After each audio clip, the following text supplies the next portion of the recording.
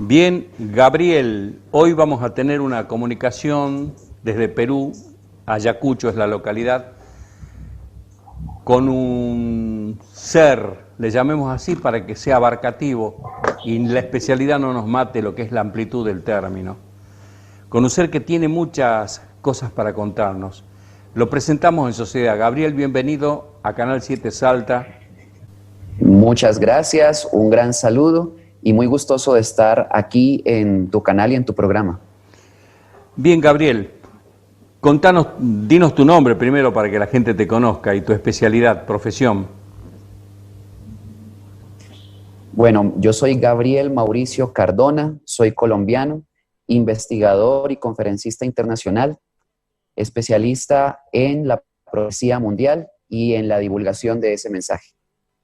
Las profecías mundiales.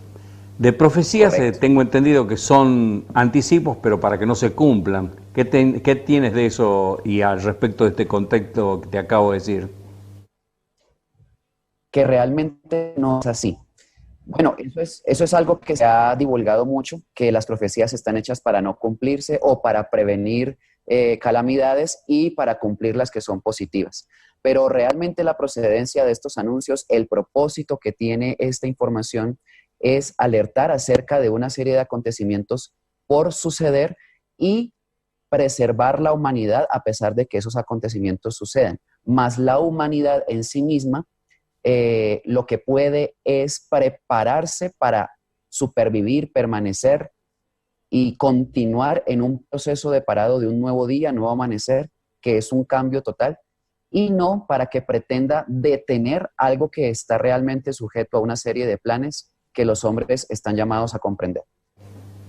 Las predicciones, atento a lo que te inspira a vos, que es un respeto de hecho y es un anticipo de lo que tenemos que prever, ¿qué significado tienen para vos y quiénes son los que la han producido?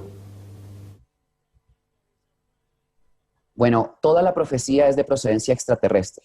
Esto es algo que he podido verificar ya después de 15 años de investigación acerca de este asunto y de este conocimiento.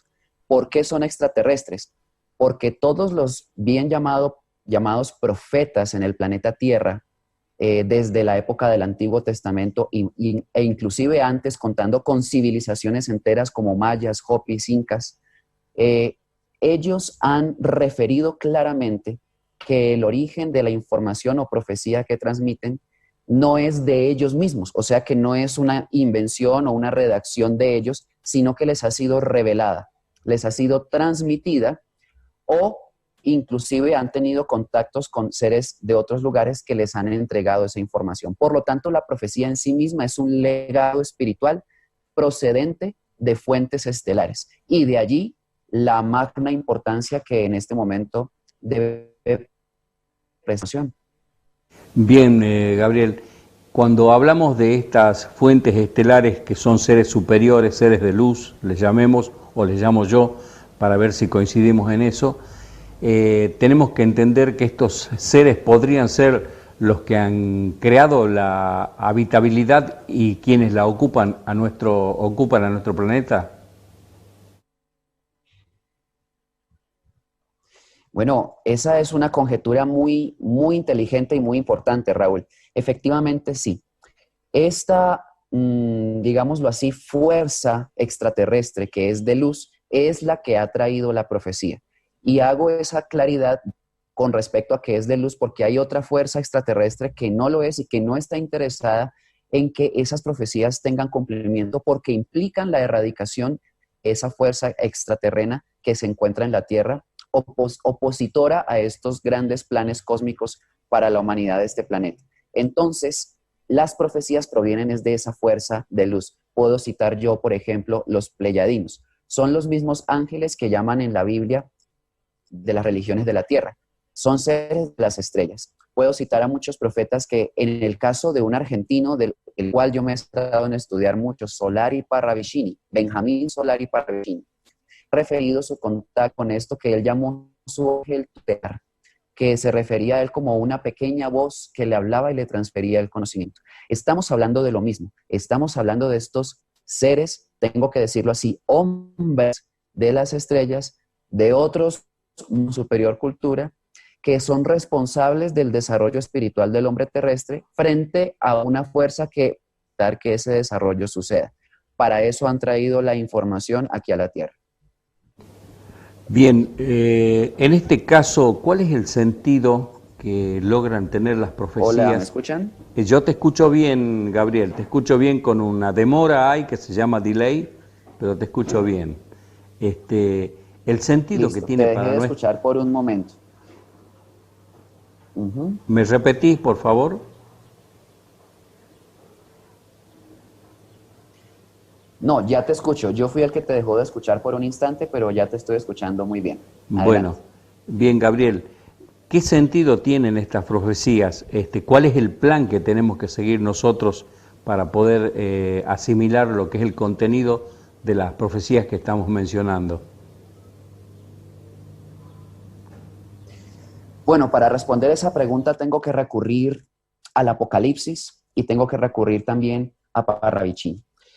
Estamos hablando de un plan y es un plan de supervivencia, lo que significa que ninguna profecía advierte de la extinción de la humanidad, ni del fin del planeta o de la vida en el planeta. No, lo que advierte es del fin de un sistema y aquí viene el sentido del plan y del propósito de las profecías. Hay un sistema que va a colapsar, ya está colapsando. Estamos hablando de un sistema de 4 poderes que gobiernan el mundo. Está la política, la economía, la religión y el militarismo. Un sistema en el cual las personas han centrado toda su fe y su vida y el propósito de su existencia. Ese sistema no está sostenido bajo las bases que sustentan la vida y por eso es que va a colapsar. Y eso es evidente porque solamente la idea de progreso implica que en las ciudades se construyan edificios, rascacielos, tecnología, pero a costa de matar árboles, ríos, de un montón, digámoslo así, de propiedades que hacen que la vida permanezca y se preserve. Eso significa que ese sistema no está sustentado bajo las leyes que la sostienen. Ese es el mundo que se va a acabar. Ese es el famoso fin del mundo anunciado en muchas profecías. Bueno, ¿por qué es importante esta información? Porque las personas que logren comprender de qué se trata este plan y se puedan preparar espiritualmente, con conocimiento y tomando una serie de decisiones acertadas frente a esos acontecimientos que son inminentes, las personas podrán permanecer, pero no permanecerán para que en el futuro vuelvan a construir otra vez el mismo sistema que en este momento está. No, la profecía es clara y contundente cuando explica que lo que viene es un nuevo día, un nuevo amanecer, un nuevo mundo. Y los remanentes, que son las personas que quedan después de todos estos acontecimientos, salen de los remanentes para poblar las nuevas y fecundas tierras, una nueva inteligencia, y todo lo del pasado habrá quedado borrado para iniciar un nuevo tiempo o una nueva era, que es real, que no tiene que ver con mística, con religiones, pero sí tiene que ver con un sentido preciso de cumplimiento de todos estos acontecimientos. Bien, ¿cuál sería las medidas que debemos tomar? ¿Qué es lo que debemos hacer nosotros como seres humanos? Primero que todo, dejar el miedo. Eso es un veneno para la inteligencia. El miedo que se le tiene a lo desconocido, a este conocimiento. Precisamente por eso las personas no conocen profundamente esta información y su sentido. Lo primero es dejar el miedo a todo lo que se anuncia en las profecías. Y lo segundo es llenarse de un conocimiento pleno de todo el contenido de esta información que ya ha sido ampliamente divulgada en diferentes textos, diferentes culturas ancestrales suramericanas especialmente han dado también profecías, pero para ser más certero en qué línea de información es útil para poder preparar a las personas, tengo que referirme necesariamente a todo el conocimiento que dejó Jesús en la tierra. Y voy a hacer una aclaración. Cuando yo hablo de Jesús, no hablo de religión alguna, puesto que él no vino a fundar ninguna. Su conocimiento como tal es un conocimiento de la vida, de ese Dios que todavía no se comprende ni se conoce bien, que es un Dios interior y que él claramente dio, que con todo el conocimiento que él entrega, quienes logren comprenderlo y aplicarlo son los que digámoslo así, en palabras de él, ganarán la inmortalidad o la vida eterna. Pero para tenerlo más claro en lo que eso significa, podrán supervivir y permanecer a pesar de que todo esto que está programado por estas fuerzas de la luz acontezca. Ese conocimiento es clave y es básico para una preparación interior, una preparación espiritual, que es dejar de ser lo que hemos sido antes, dejar de creer que este mundo es real, dejar de creer en hombres que me van a llevar al cielo, dejar de creer en líderes que me van a salvar. Todo eso es lo que tiene en un estancamiento intelectivo a la humanidad de la Tierra. Se necesita comenzar a sentir y a conocer cuál es el verdadero sentido de la existencia, y allí apuntan todas las profecías y todo el conocimiento de Jesús. Y esa es la mayor reacción para quienes están buscando la verdad y una respuesta de qué hacer ante la inminencia de todo esto que ha sido anunciado por las profecías. Ya después de eso, pues vienen otros planes que implica preparar remanentes. Bueno, digamos que es muy amplia la información, pero tendría que centrar la respuesta en esa base de conocimientos. Gabriel, hace poco leía un artículo en que sale que se encontraron en el norte de Turquía huellas de vehículos. Investigadas las mismas por la Academia de Ciencias de Rusia, determinan que tiene más de 14 millones de años. Y a nosotros nos hablan que el mundo empezó hace 12.000 años, particularmente la civilización que es la actual en la que nos encontramos nosotros.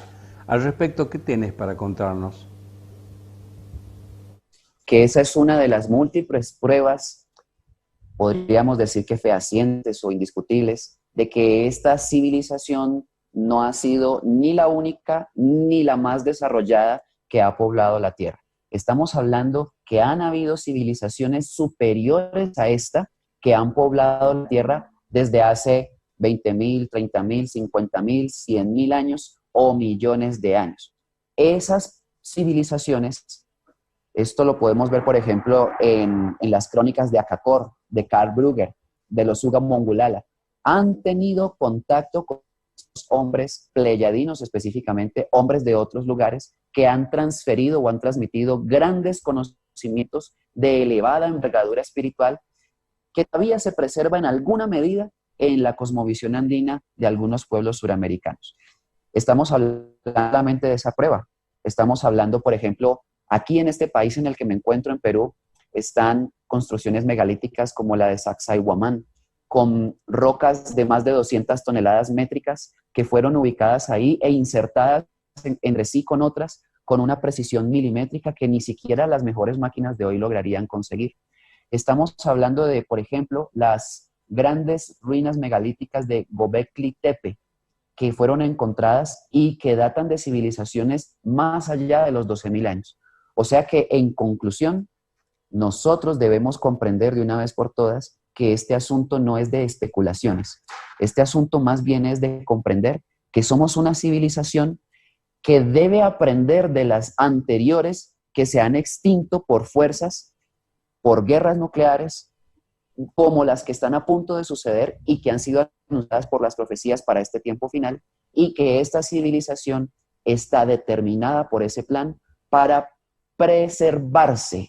No se va a extinguir, pero de toda la civilización que hay, o de toda la población de la Tierra que existe, solamente unos cuantos, unos pocos, esto no le gusta mucho a la gente que escucha estas informaciones de profecías, pero es la verdad. La profecía advierte que solamente unos cuantos, y es lógico, los que logren comprender, los que logren cambiar, los que logren prepararse y los que logren zafarse de la condición de fanatismo y creencia que en este momento somete a la gente, para trascender a un nivel de conciencia, de espíritu y de intelecto mayor para poder ser. Ese poco o ese puñado de seres son los que verán ese nuevo amanecer o ese nuevo día. Quiere decir que este anuncio es para toda la humanidad, pero para ver de qué parte de toda esa humanidad logra comprenderlo y logra convertirse en la esperanza de quienes van a supervivir. Cuando hablamos de lo que fue el diluvio universal, se encontraron en las cumbres del monte Ararat restos de madera que están hablando que posiblemente haya sido el arca de Noé. Al respecto de eso, desde tu visión y aparte de la información que recibes en caso de ser así, de seres superiores. ¿Qué explicación tienes para ese hecho? Y nosotros en este presente, que hablaste vos de las armas atómicas y de lo que corremos peligro de llegar a transitar, lo que sería un enfrentamiento que podría significar un holocausto, ¿qué visión tenés? Cuando yo te hablo del cataclismo, de lo que fue el diluvio universal, estamos hablando de una determinación de los seres superiores para limpiar la tierra de algo que debe haber tomado un rumbo que no correspondía. Esa es una percepción mía. Y ahora la segunda pregunta viene respecto a si nosotros estamos trabajando y transitando en este momento una vida y un camino que nos conduce también a una confrontación que podría terminar con una guerra que podría poner fin a una parte enorme de nuestra humanidad. Muy bien. Bueno, hay muchos elementos importantes que yo debo referir con relación a esa pregunta y a su respuesta. Lo primero es que para comprender lo que ocurrió con el diluvio universal, tenemos que cotejarlo con otros acontecimientos que han sucedido en la historia para poder desencajarlo del aire de cuento que logra tener todavía en la mente de muchos lo que sucedió con Noé. Primero, la historia del diluvio universal, cotejándola con la historia de los acontecimientos que sean semejantes a lo que ahí se narra, estamos hablando del hundimiento de la Atlántida, no de una gran lluvia que inundó a una gran porción de tierra y generó todo este asunto. No, lo que ocurre es que tengo que conectar lo que pasó en la Atlántida. Esa es la historia del diluvio universal. Lo que Noé hizo no fue un arca, estamos hablando de una nave. Eso fue lo que realmente logró rescatar a un remanente de ese lugar. Lo que sucedió en la Atlántida es que una civilización de esa otra fuerza de la cual he hablado, que es extraterrestre, y que la misma fuerza de luz extraterrena ha advertido de la presencia y ha denunciado la presencia de esa invasión extraterrena aquí en la Tierra, y ha dicho claramente que ellos son los que están orquestando todo este plan de destrucción masiva y están detrás de las grandes élites que gobiernan el mundo. Eso comenzó ahí se enraizó y ahí fue donde por primera vez se instaló en el planeta Tierra, en la Atlántida. Esa fue la razón por la cual se decidió borrar todo ese continente completo. No es que Dios tomó la decisión y entonces ese continente se hundió. Es que toda esa fuerza de luz y que también es de guerra porque pelean contra esta fuerza invasora y lo han hecho desde hace mucho tiempo en otras batallas, esa batalla se trasladó ahora aquí en la Tierra. Ese continente fue devastado y destruido debido a guerras nucleares que se dieron en esos territorios que, digamos, desestabilizaron el núcleo de base en el que se sostenía el continente, y ese continente empezó a hundirse. Y quienes derrotaron a esa civilización extraterrestre que estaba ahí fueron los mismos hombres de las Pléyades. Sirven a este gran plan cósmico que viene, por supuesto, orquestado por toda la voluntad de lo que aquí llamamos Dios. Esa es la historia de lo que aconteció en Noé con la Atlántida o con lo que se llama el diluvio universal. Ahora, traslademos la respuesta a la otra parte que tú me preguntaste, con respecto a los cataclismos que han sido anunciados para este tiempo en muchas profecías. Bueno, los pleyadinos dicen literalmente esto: sabremos de las calamidades que sobrevendrán sobre el planeta Tierra. Una de ellas es la Tercera Guerra Mundial. Es inevitable, pero se pueden reducir o minimizar sus efectos si siguen las buenas o las normas de conducta que nos hemos enseñado. Están haciendo referencia a todo el conocimiento que han transmitido durante mucho tiempo que han tenido contacto con nosotros. Pues bien, lo que ellos aseveran es que no pueden intervenir para detener esa guerra. Pero, o más bien, es necesario que así suceda porque eso implicará que sea el mismo ser humano el que asuma la responsabilidad de su propia supervivencia. Y eso garantizará un cambio de conciencia. Para ellos intervenir sería dañar ese proceso de transformación humana que se sabe que va a suceder. Eso sería, Raúl, como lo he explicado en otros momentos, es como si usted abriera el capullo de una mariposa que está intentando salir después de transformarse de oruga a mariposa y le ayudara a abrir el capullo. Bueno, el solo hecho de ayudarle mataría a la mariposa, haría que nunca volara, porque el esfuerzo que hace para poder abrirlo es lo que finalmente permite que sus alas se desplieguen. Eso se llama albedrío y ellos lo respetan y es una ley muy poderosa, por eso no intervienen. Dejan el conocimiento para que nosotros podamos usarlo para esa gran transformación profetizada que es el nacimiento de un nuevo hombre en la tierra, una gran esperanza, una gran maravilla dentro de la humanidad y que esa supervivencia sea real. Por lo tanto, esa tercera guerra nuclear sí va a suceder. Los gobiernos están armados hasta los dientes con bombas nucleares y lo vemos casi a diario en los noticieros y es algo entonces que debemos tomar muy en serio en este tiempo. Generar una masa crítica y una superación espiritual serían las vías para poder detener este proceso de destrucción. Podemos llamarlo así, es una masa crítica. La profecía habla de 144,000, pero clarifico, no son 144,000 los que se van a salvar y los que van a quedar, no. Es esa masa a la que tú haces referencia que va a propiciar que ese remanente final, remanente significa lo que queda de toda esta gran confrontación que va a haber, además de varios cambios geológicos que también ya iniciaron, pueda supervivir. Son los que preparan el remanente final físico. Estamos hablando de hombres, tierras y alimentos. Hombres de clara conciencia para poder trabajar con un gigantesco amor para que la vida en la tierra persevere y para que esa fuerza oscura sea barrida y erradicada totalmente en este tiempo final. Es que eso es lo que, por eso es que ellos van a llevar a esta gran confrontación, para tratar de matar a toda la cantidad de gente posible antes de que ese nacimiento interior suceda, porque ese es el fin definitivo de esa otra fuerza. Entonces, tendríamos que decir que sí, pero también tendría que aclarar que esa masa crítica o esos 144,000 o esos hombres profetizados en varias profecías no son para detener estos acontecimientos. Los 144,000 no van a procurar detener, digamos, la guerra mundial. Dijimos, o ya dijeron los pleyadinos, que es inminente. ¿Quién va a hacer cambiar de opinión a Donald Trump, por ejemplo? O a Kim Jong-un, o a Vladimir Putin. Digamos que es muy complejo porque ellos están caminando desenfrenadamente en una gran carrera hacia su propia destrucción, con los fines de destruir también parte de la humanidad. Eso es un plan que se encuentra inclusive en las piedras de Georgia.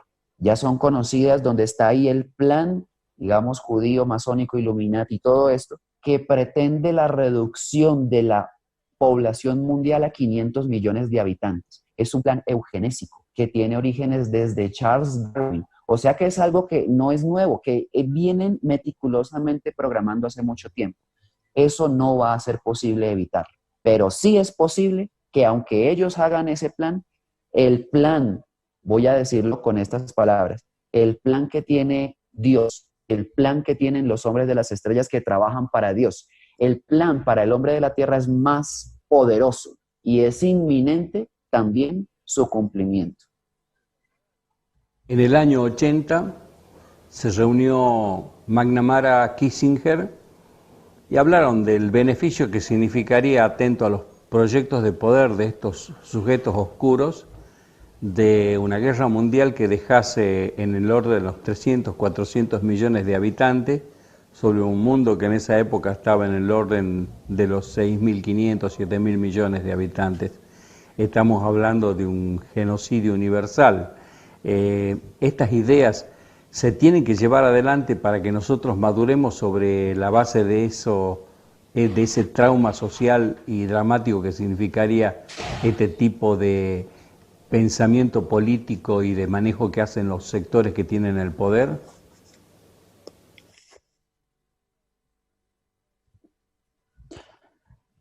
Bueno, mi respuesta para eso necesariamente vincula la necesidad de la permanencia de la vida. Lo que quiero decir es que no sería necesario que eso aconteciera. Por eso tengo que clarificar, este plan de destrucción masiva no es un plan de las fuerzas de luz que han incidido en el planeta Tierra. No lo es. Es un plan de la otra fuerza. Lo que sucede es que muchas personas me dicen, ¿y por qué los extraterrestres, si son tan poderosos, no vienen y detienen o impiden que eso pase? O mejor todavía, arrasan y eliminan a toda esa fuerza oscura que está en el planeta Tierra. Bueno, sucede que eso sería, entre comillas, lo ideal. Lo que pasa es que la humanidad de este planeta se encuentra en el centro o en el medio de esas dos fuerzas, sin identificarse plenamente con ninguna de las dos, porque ignora totalmente cómo son ambas. Está en medio de la fuerza de tinieblas y está en medio de la fuerza de luz y no se ha definido. Si sucediera que vinieran Miguel, Gabriel, que no son angelitos como pintan las religiones, sino comandantes de grandes guías y de grandes huestes, vinieran a arrasar con toda la fuerza oscura que hay aquí en el planeta, desafortunadamente también estaría involucrada la humanidad en esa fuerza oscura, porque siguen creyendo que Dios está por fuera y no por dentro, porque siguen adorando hombres, adorando dioses de toda la que se han presentado aquí. Desafortunadamente está la humanidad tan comprometida con esa otra fuerza por la ignorancia y la inocencia que no habría manera de salvarla en el momento en el que vinieran a evitar que esa fuerza hiciera su plan. Tocaría barrer con toda la humanidad. Entonces, ¿qué hacen? Hay un compás de espera que han dado para la humanidad terrestre. Ya han transferido todo el conocimiento para despertar. Ahora están esperando que eso suceda. En el momento que eso suceda, lo cual ya está sucediendo, nacen hombres de un gran conocimiento de la verdad, entonces ellos sí pueden venir y arrasar con todo eso. De alguna manera, esto responde esa pregunta. ¿Por qué? Porque ellos no van a detener el plan de las tinieblas, pero de alguna manera ese plan, ese caos que van a generar y que ya están generando, va a impulsar el nacimiento de ese hombre que desea ir, que rechaza rotundamente toda la injusticia que se ha dado en este planeta y que se dará con mayor ahínco en los próximos años. Eso va a acelerar esa transformación y ese cambio de conciencia y va a generar que haya una selección o una elección y selección entre quienes elijan la luz, esos son los que permanecen, y los que elijan las tinieblas, que adoran más el mundo que ellos les han ofrecido. Entonces, sí, es necesario que todo esto acontezca para que se dé este despertar final que está profetizado para este planeta. Gabriel, cuando hablamos de un Dios como Yahvé o Jehová y escuchamos palabras que la ira de Dios y una serie de cosas, estamos hablando de un Dios que tiene el poder de la venganza, consecuentemente la maldad. En ese caso, el Dios que hablamos, el ser de luz y el creador del mundo, ¿es Yahvé, Jehová, o estos son solamente ángeles perdidos que han tenido la capacidad de destrucción presente permanentemente en su accionar? Entonces, para responderte, voy a tomar la referencia de dos profetas que han denunciado claramente la fuerza que cayó aquí a la tierra proveniente de otro mundo o es extraterrestre. Dice Isaías 13:5, para que los que nos están escuchando deseen investigarlo. Viene Jehová de lejana tierra, de lo postrero de los cielos, con los instrumentos de su ira para destruir toda la tierra. Eso está en Isaías 13:5. Está diciendo que Jehová es extraterrestre y que viene con gran ira a arrasar toda la tierra. Isaías 14, más allá en versículos 20, por ahí, 20-25, dice que, oh lucero, la traducción en el latín antiguo de las primeras Biblias decía Lucifer, ahora dicen lucero, lo cambiaron, que caíste del cielo y te ubicaste en los lados del norte, en un gran monte, para hacerte semejante al Altísimo. Tomo esas dos citas para decir lo siguiente. El Dios del Antiguo Testamento es completamente diferente al del Nuevo Testamento. Esto ya sabe mucha gente que ha investigado. Y el Dios del Antiguo Testamento es este denunciado por Isaías, el que viene a destruir toda la tierra, el que está lleno de ira, el que dice mía es la plata, mía es el oro. Imagínense, mía está diciendo que de él son todas las cosas materiales, como si al Dios que creó el planeta, el sol, las estrellas, el universo, le interesara el oro del planeta. Pero Jehová dice eso está ahí escrito. Estamos entonces encontrando una gran verdad que rompe con todas las inconsistencias de las religiones. El Dios del Antiguo Testamento es un Dios destructivo, de ira, que pretende y está detrás de todo lo que acontece incluso al día de hoy con relación a la destrucción de la humanidad. El Dios del Nuevo Testamento es incomparable a este del Antiguo. Es el Dios que enseñó Jesús, el que dijo que Dios es luz y ningunas tinieblas hay en él. Así que esa dualidad no existe dentro de la luz y dentro de Dios. Y ese Padre eterno, que es el amor que Jesús enseñó y que le dijo a todos los hombres, ustedes son dioses y lo que ustedes me ven hacer, ustedes lo pueden hacer y aún mayores cosas, está diciendo que en el momento en el que se levante ese hijo de hombre que él pronosticó y que cada uno tenga ese poder porque conoció profundamente a ese Dios y lo tiene por dentro y habita en su corazón, ese es el despertar definitivo de ese hombre nuevo y ahí se cumplen todas las profecías en la tierra.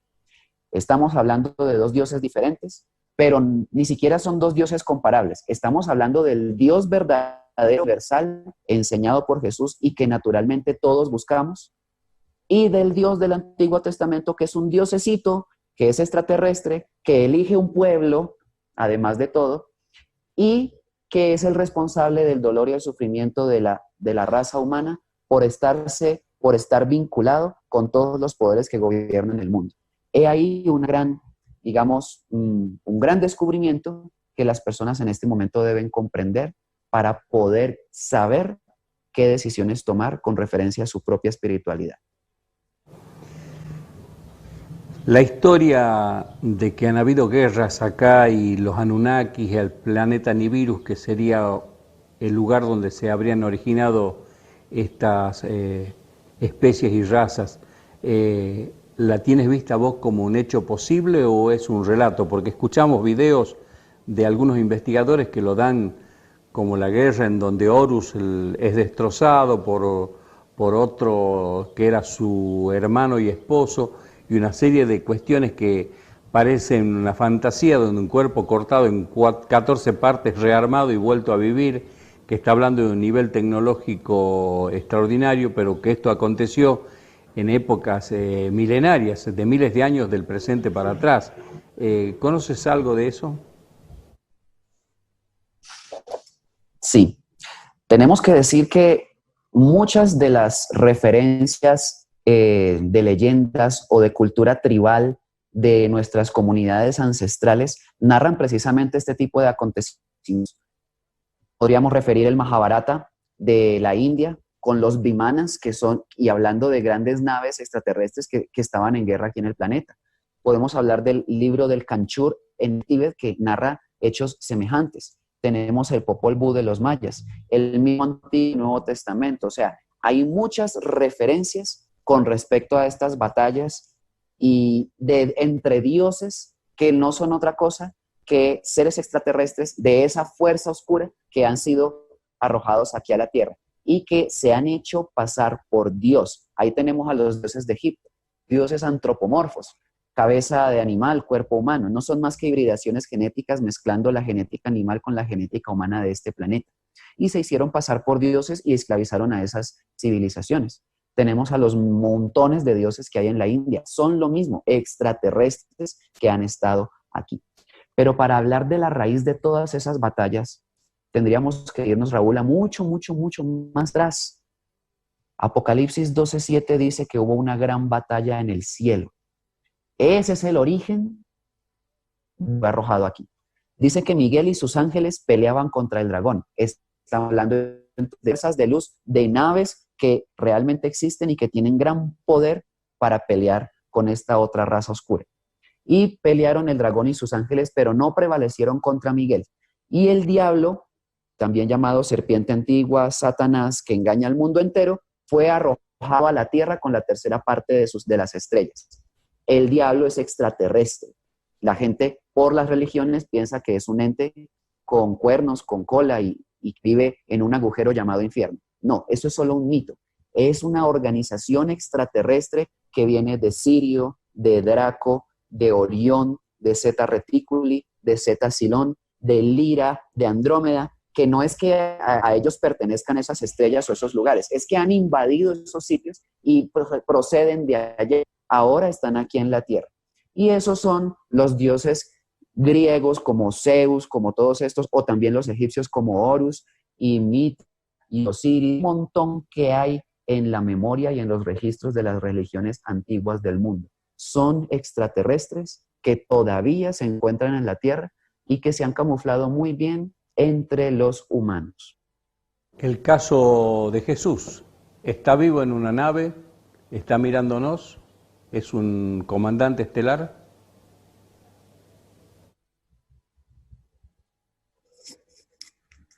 No te estoy escuchando. Jesús es un comandante estelar, está vivo en una nave controlando los aconteceres del mundo. Bueno, Jesús, mucho ha especulado acerca de la procedencia de Jesús. Se ha dicho que es extraterrestre. Bueno, entonces, ¿me permite esta pregunta clarificar con relación a Jesús qué es lo que se debe entender? Primero, tenemos que acudir a los diferentes textos, no solo los evangelios que están en la Biblia. Sabemos que el Vaticano solo quiso incluir 4 evangelios, pero hay muchos evangelios que no quiso incluir en la Biblia. Son llamados apócrifos, pero allí se relata claramente la procedencia y la vida de Jesús. Primero, en el apócrifo de Pseudo Mateo dice que en el momento en el que María estaba a punto de dar a luz, una nave se posicionó sobre la gruta. Claro, ahí no dice nave, ahí dice nube, una nube que se movía y que alumbraba la gruta. Estamos hablando de naves espaciales. Y que una gran luz se proyectó sobre María. Luego la nave se movió de la gruta y esa gran luz comenzó a condensarse, condensarse, condensarse hasta que tomó la forma de un niño. María lo cargó en sus brazos y lo llevó al pecho y el niño tomó del pecho de su madre. Apócrifo de Pseudo Mateo. ¿Qué significa esto? Que el nacimiento de Jesús no solo fue particular, sino que está indicando una procedencia estelar. Lo que pasa es que si yo digo que es extraterrestre, la gente va a pensar que es de Júpiter o que es de Marte. No, estamos hablando del autor de la vida. Estamos hablando de lo que los mayas llamaban Hunahpu. Así le llaman los mayas al sol central de la galaxia. Ese es el mismo anciano de días que Daniel refiere en el libro de Daniel del Antiguo Testamento. Dice que vio un anciano de días que se sentó en el trono y los libros fueron abiertos. Estamos hablando de un poder de la galaxia, no de un hombre que vino de otro planeta, de un sol central que condensó su esencia para poder encarnar todo ese verbo en un hombre de la tierra y poder transferir el conocimiento a la humanidad terrestre de lo que es el Dios verde del cual procedemos todos. Esa maravilla es Jesús. Jesús es el hombre que todos conocemos, bueno, por las citas bíblicas o por las películas. Pero la fuerza que encarnó dentro de ese hombre se llama Cristo. Eso es lo que viene de ese sol central de la galaxia. Y esa fuerza la manejan todos los hombres que habitan otros mundos con superior cultura a la de la Tierra. Se llama Cristo. Y esa fuerza crística es la que vino a la Tierra, encarnada en Jesús, para que ahora nosotros la comprendamos y la encarnemos también. Y ese fue el propósito de su venida. Entonces, si tú me preguntas si es comandante de huestes estelares, Jesús dijo, mi reino no es de este mundo. Si mi reino fuera de este mundo, yo simplemente haría un llamado y ya tendría una legión de ángeles para defenderme de ustedes. Pero mi reino no es de este mundo. O sea que sí, los grandes ángeles, el Gabriel, Uriel, Rafael, son quienes siguen las órdenes de ese Cristo que vino aquí a la tierra como Jesús y que ahora para nosotros debe significar no una deidad para adorarle, sino una fuerza, un conocimiento y un poder espiritual para nosotros poder encarnarlo y ser como Él mismo fue y es todavía. Gabriel, ha sido prácticamente una hora la entrevista, me parece cautivante. te vamos a poner al corriente de esta producción que vamos a hacer como Canal 7 y vas a recibir vos esta película que realmente en su contenido y su inteligencia trae mucha claridad para hechos que son intrigantes. Y cuando estés por Salta vas a estar con nosotros y vas a tener todos los espacios para poder disponer de la difusión de esto que es tan valioso para despertar y para la generación de la nueva espiritualidad que es necesaria. No la secta, no el grupo, sino la espiritualidad de la raza humana. Correcto. Nos Así estamos es, viendo. Raúl. No, a ti muchísimas gracias por tu interés en entrevistarme, por difundir esta información, por el trabajo que estás haciendo. Y sí, estaré en Argentina el próximo año, no sé cuándo, pero pues, te haré saber para poder establecer algún contacto cuando ya estemos allá personalmente. Muchísimas gracias a ti, a Rubén y a todo tu equipo de producción y a toda la audiencia. Estamos en contacto, gracias.